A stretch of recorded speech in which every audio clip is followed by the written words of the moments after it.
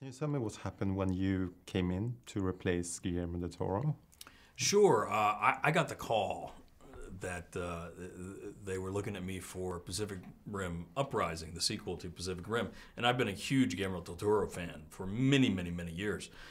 So I had to meet several people, executives, to get the approval, and the last person I had to meet was Guillermo himself. And it was such an honor. I'm such a huge fan of his. And I pitched him the story I was thinking about. He really liked it. He had some great suggestions. And that was really the process of how it took off. And once he gave me his blessing, then I was set up as a writer-director for his sequel.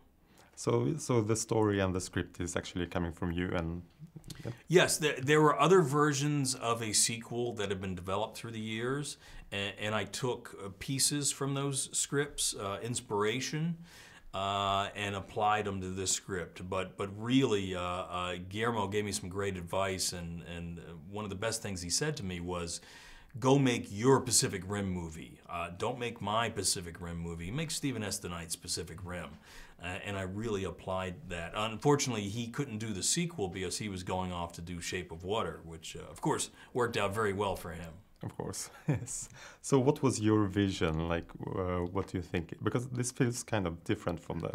Yeah, I really wanted to take everything that Guillermo did, but advance the story. I didn't want to try to repeat what Guillermo did, because I felt that would be a very weak imitation. For example, Guillermo did such an amazing job shooting the action scenes at night, in the rain, underwater.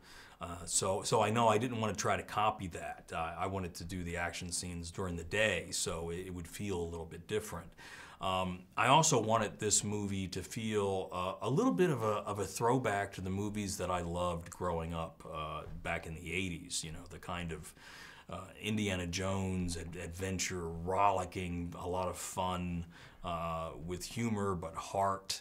So I really wanted to apply all that. So keep the framework of Pacific Rim, but really tell a bit of a different story. You know, I come from loving the genre of the giant monsters. I grew up watching Ultraman was one of my favorites, and Space Giants, Johnny Sacco and his flying robot, all of the man-in-suit monster movies, the Godzilla, Rodan, King Ghidorah, Gamera.